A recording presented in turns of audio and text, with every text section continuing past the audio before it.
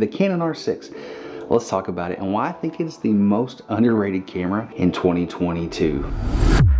So this camera, it was just a game changer for me. And I know that's something that you hear a lot of people say on YouTube, but it really was. It was coming from the R, which I really like that camera. I'm still filming on it right now, use it in my YouTube studio.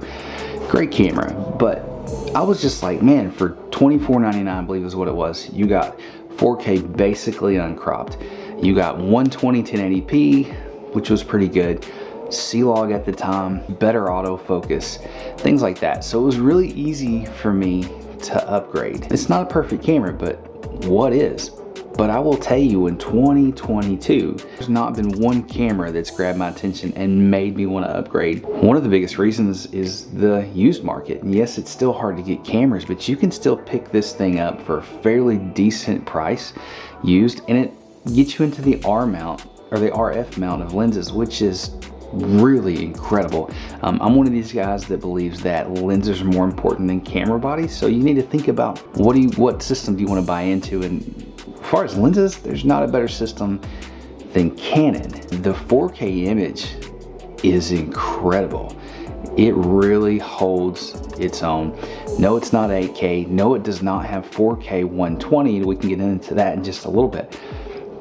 But it does have an incredible image, 4K 60, which I think is plenty good enough. I think 120 has been way overused, and it's kind of how when drones first came out, you know, it was really the cool thing, and then now it's like everywhere. It's not a big deal. 120's kind of become the same thing, and I think that makes you a lazy shooter. Another reason that I chose this guy right here over the R5 is the fact that this is way better in low light. This is not gonna look like a Sony. No, Sony's still the king. Sony's still the best when it comes to low light. But for a Canon camera, this thing is phenomenal in low light, especially teamed up with something like the 28-70 with an f2 aperture. What else do you need? I mean, really, honestly, what else do you need?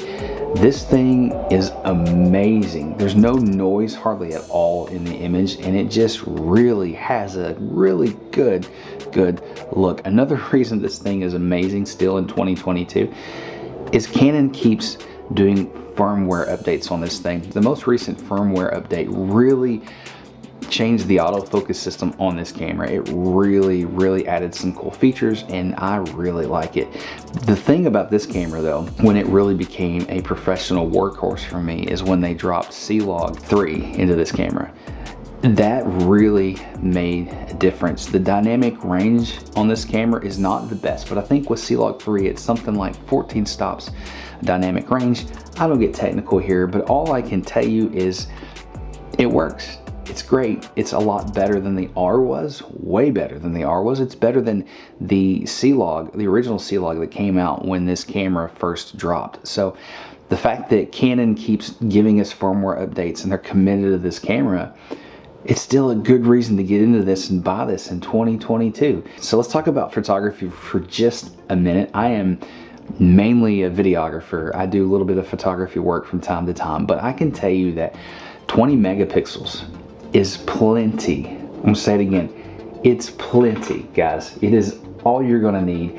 I have blown up some of these prints and they look amazing, but the way that this camera renders an image, it's sharp. It's really sharp, especially with the right glass. It's so good. Another big thing that I loved about this camera when it came out was the fact that it shot 422 10-bit. And if you don't know what that means, basically, and I'm not going to get technical, you have more colors to work with, more information to work with your image when it comes to color grading, and you can push those colors just a little bit further and just do a little bit more with them, and it's just a lot easier to work with. So the biggest con for me with this camera is the infamous Canon wobble, and by now I'm sure you know what that is. If not, look it up, but it is a real thing, and there is not a workaround, nothing you can do unless you just don't shoot wide. If you get above 24 millimeters, then you'll start to see that Canon wobble, and you know, you're going to be just fine, but the edges are going to be wobbly and warped, and it's just not a good look. And a lot of times when I'm vlogging, I'll just turn IBIS completely off. Just turn it off. There is no way to leave your image stabilization on a lens on and turn IBIS off. Can't do it. You either have to have it either on or off, which is really stupid. That's my biggest complaint with this camera, is that drives me absolutely insane. The second thing that is probably going to make you hesitant in buying this camera, and for me it has not been an issue, never, not one time, is the overheating. That was the biggest cripple hammer that happened when these cameras were released, and I think they marketed them wrong, because these are pretty much a photography's camera first with amazing video features. I don't shoot long format content. You know, most of my clips are 2 minutes, 5 minutes, 30 seconds, 10 seconds. That's kind of how I shoot and put things together. So for me, it's never been an issue. But if you shoot long format content, you might want to think about that, because I've never had it overheat, and I've shot 30 minute, the record limit on this thing, and it's never overheated. I live in Arkansas. It gets really hot here, and that's never been an issue. But if that's something that you're worried about, maybe look at something like the R5C, which doesn't have those issues, but you're going to be spending a lot more money. That's really the only negatives that I have with this camera. So those are kind of my thoughts. That's my 1 year, I guess, thought, a little bit over 1 year, but it's definitely worth it in 2022. So if you're looking at a video camera, a video system to jump into, check out this guy. Check out the Canon EoS R6. And if I'm saying that wrong, let me know in the comments. So we'll see you in the next video. Peace.